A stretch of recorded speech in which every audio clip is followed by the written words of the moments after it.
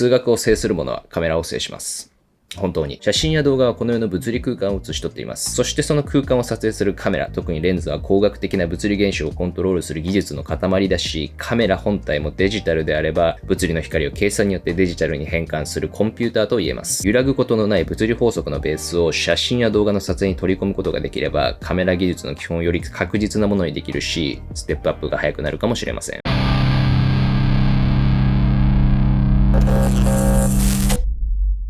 こんにちは、かきです。僕のカメラ技術のステップアップは最初は伸びが良かったんだけれども、ある時一旦ストップしました。露出も悪くないし、安定感のある構図で撮影しているはずなのに、撮影した写真は冴えないものばかりになって、無駄にシャッターボタンを押すことが多くなりました。原因を探っていると、ある一つの答えが出ました。撮影をするときに考えなしに行き当たりばったりで撮影していることを自覚しました。例えば街を歩いていて、面白そうな構図で撮影できそうなものが目に入ったらシャッターを切るとか、写真が映えそうなものであったらとりあえずフレームに入れてみるとか、そういうことばかりを考えて撮影をしていました。自分の周辺にあるものにカメラやフレームを振り回されていて、自分が撮影をしようとしている空間を全くコントロールできていないことが原因だと分かりました。もちろん偶然目に入ったものやその時しか撮れないっていうものも大切ではあるんだけれども、自分の周りの空間をコントロールして物理的な計算をもとに撮影することも大切だと分かりました。今回は YouTube で紹介できるカメラマンの数学的なアプローチです。カメラで計算が必要になるものというと、露出の計算が第一に頭に浮かぶかもしれませんが、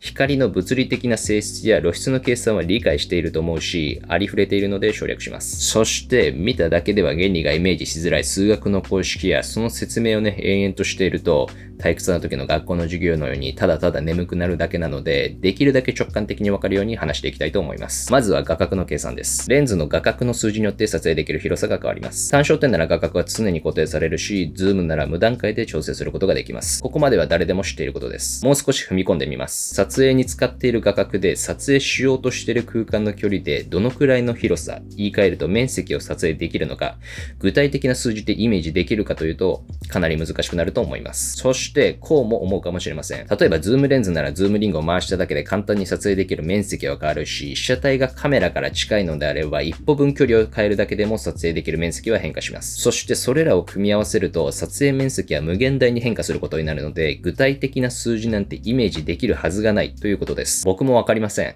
無理です。もちろんレンズの画角の数字と被写体からの距離の数字で撮影面積を計算する公式はあるんだけれども、特にね、撮影中はそんなことを考える暇も余裕もありません。こういう時はキーとなる数字を覚えておけばいいと思います。例えばフルサイズカメラのソニーの α1 で 50mm のレンズを使うとします。5メートル前にある壁に真正面からカメラを構えたとして、写真の縦横比が 2:3 だとすると、縦 2.4 メートル、横 3.59 メートル、対角線の距離は 4.32 メートルになります。もっと単純に考えてもいいかもしれません。そもそも5メートルっていう距離が分かりづらいんだけれども、これはね、一般的なセダンの車の全長と同じくらいになります。セダンの車1台分くらいの距離から撮影をすると、縦 2.5 メートル、横 3.5 メートル、対角線は 4.3 メートルくらいになると覚えておけばいいかもしれません。あとは単純です。撮影する距離が10メートルになるなら、縦横の数字を2倍すればいいし、面積だけ見るなら4倍すればいいだけです。画角だけを 100mm にするなら、縦横の数字を半分にして、面積を4分の1にすればいいだけです。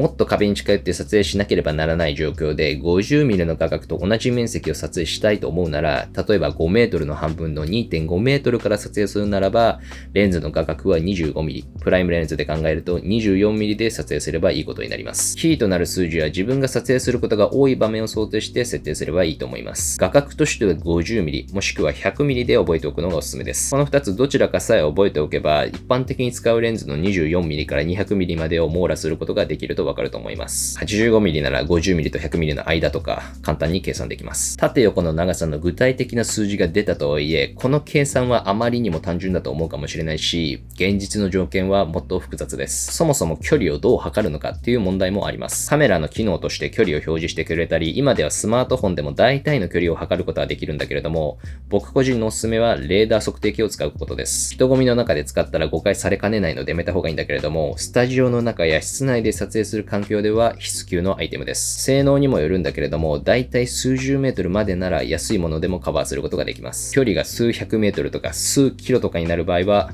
Google 先生を使いましょう。距離は測れるようになりましたが、自分の使っているカメラの具体的な数値やもっと簡単に計算や結果を知りたいと思うかもしれません。おすすめはフォトピルズです。自分が使っているカメラ、画角、そして距離を入力すれば撮影面積を表示してくれます。画角や距離を自由にそして細かく調整できるのでおすすめです。具体的な数字を簡単に出すことができるようになりました。が、そもそもの話、こんな数字を知ってどうするのと思うかもしれません。例えば室内でポートレート撮影をする場面を考えてみます。ポートレート撮影で一般的に使われる 85mm から 100mm のレンズを使うとします。上半身だけを撮影する場合でも、全身を撮影する場合でも、撮影する面積っていうのは大体決まっていることがわかると思います。残るは距離だけです。使いたいレンズで必要な面積を撮影したいなら、それに対応した距離が必要だとわかると思います。プロのポートレートカメラマンが口癖のように言うカメラが引けるかどうかというのはこれです。適切な距離が確保できる空間の大きさがないと狙った撮影ができないということがわかると思います。実際にはストロボを置いたり荷物を置いたり撮影に安全な広さを確保するためにはかなり大きな空間が必要になることが分かってきます。撮影を目的としているスタジオでは大体の場合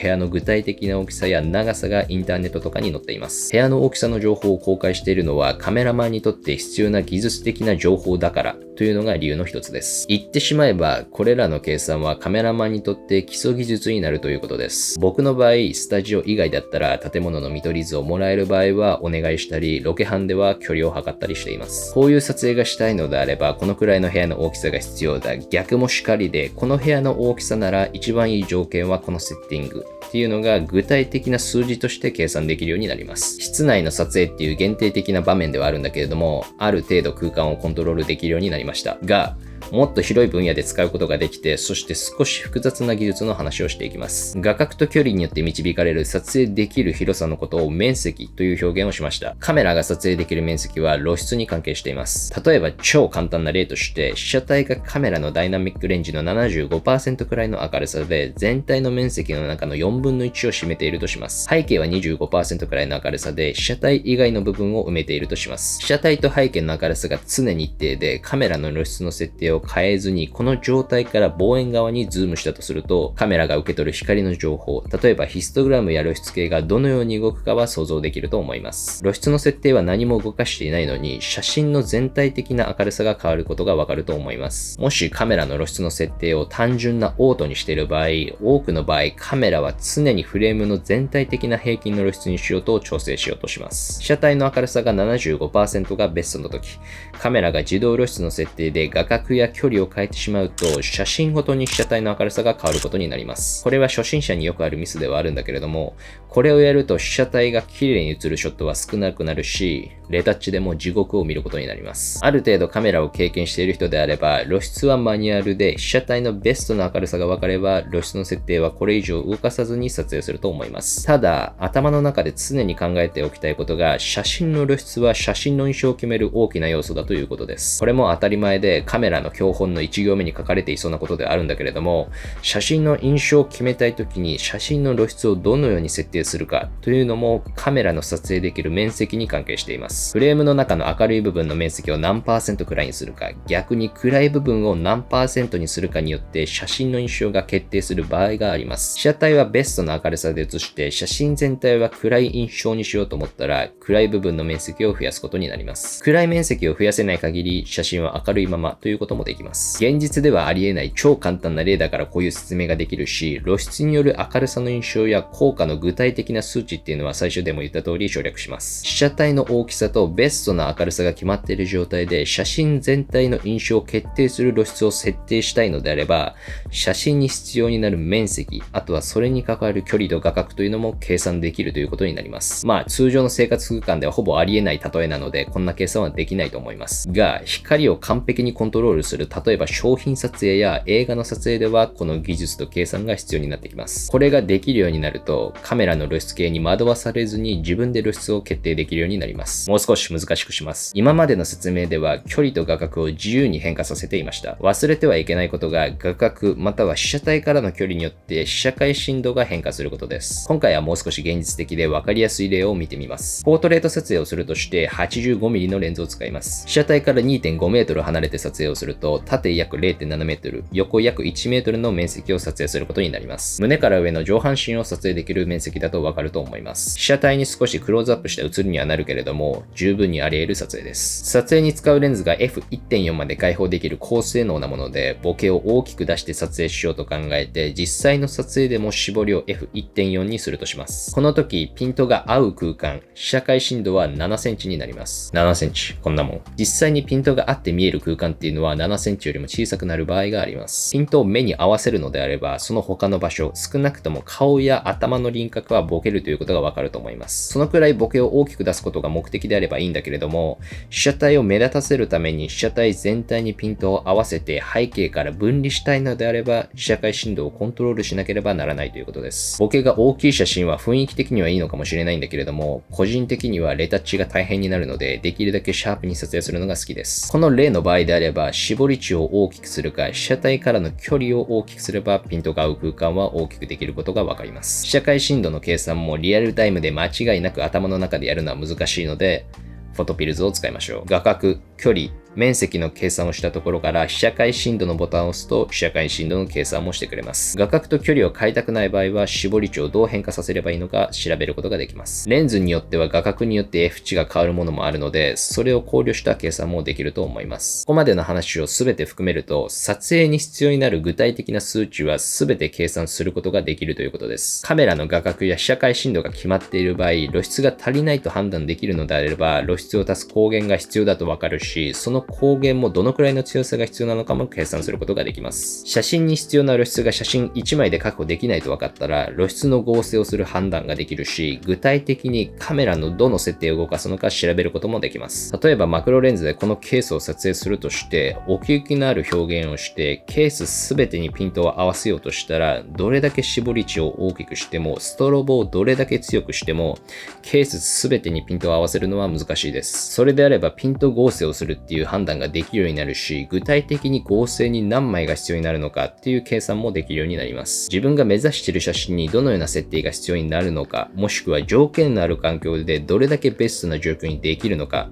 具体的な数値として算出できるということです。逆のパターンもあります。写真を見てどのような条件で撮影したのか、ある程度推測できるようになります。まあ、写真はクロップされていたり、明るさを変えているのがほとんどなので、一概には言えないんだけれども、ある程度までならカメラの設定や条件を推測することができるようになります。あとは、最近ではね、AI の処理を使って写真にボケを加えることも簡単にできるんだけれども、そのボケの表現がどれだけ正しいか、不自然なところがないかも感覚だけではなくて、理論としても判断できるようになります。僕が計算によって撮影した写真の一例です。この写真ではある単焦点のレンズの後継色をなるべく大きく出して撮影することを目的としていました。後継色の大きさについても計算があるんだけれども、今回は省略するとして、夜の撮影で追加の光源もなく、被写体にはなるべくピントを合わせるためにはという条件を当てはめていって、被写体の距離やカメラの露出の設定を計算していました。今までの自分であれば写真を撮影するたびに、ピントが合ってないとか、シャッターを開きすぎてブレてるとか、何度も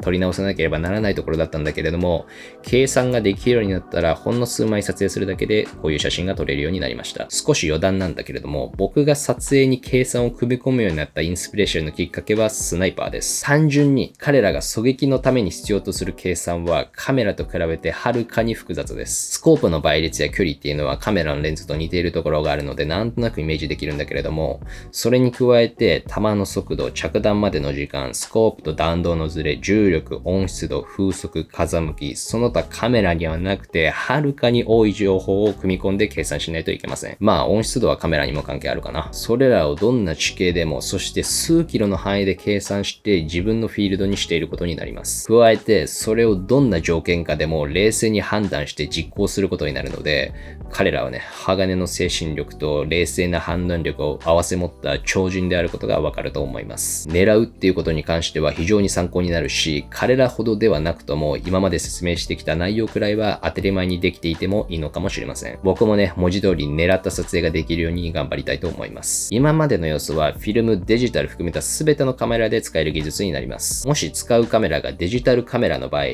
データについても計算できるといいと思います。デジタル写真の場合、写真の内容すべてが数値として表現されます。この数値で写真を見たりコントロールできれば、写真を作る上でいいツールになるし、アドバンテージになります。データの見方や計算ができるようになると、映像の技術的に正しい表現ができるようになるし、機材の理想的な環境の構築もできるようになります。画角や露出の設定といったハードウェア的な計算とともに、データのようなソフトウェア的な表現や計算ができるようになると、映像の技術は大幅に向上するので、勉強するのをお勧めします。計算やデータを読み取って空間をコントロールして理想の撮影ができるようになると分かりました。が、忘れてはいけないのが、これらの要素はあくまで表現の裏付けとして機能させることです。技術的に正しいからといって何でもそれに当てはめればいいというわけではありません。音楽で例えるならば、テンポ感がないよりは規則正しいテンポの方がいいかもしれません。音痴よりは正しい音程の方が聴いていて気持ちがいいかもしれません。が、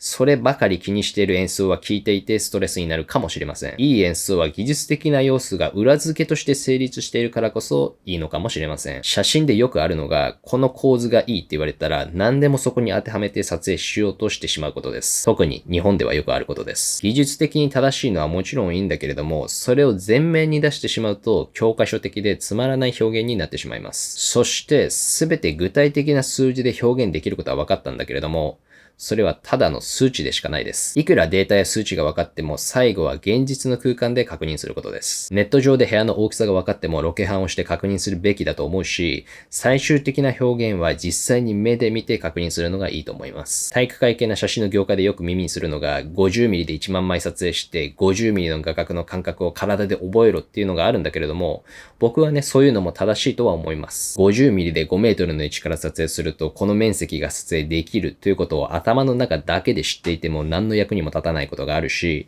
体が覚えている感覚の方が最終的に役立つこともあります。人間がいいと感じる感覚とそれを具体的な数字として裏付けるということができるようになればいいんじゃないのかなと個人的には思います。写真や映像に対する数学的なアプローチは強力なツールになります。そして美しい写真や映像っていうのは数学的な要素が裏付けとして組み込まれていることが多いです。感覚的にいいと感じることと合わせてより具体的な数値として撮影しようとしている空間をコントロールできるようになると、いい写真や映像が作れるようになるかもしれません。この動画がいいと思ったらいいねお願いします。そしてチャンネル登録もお願いします。ではまた次の動画で会いましょう。バイバイ。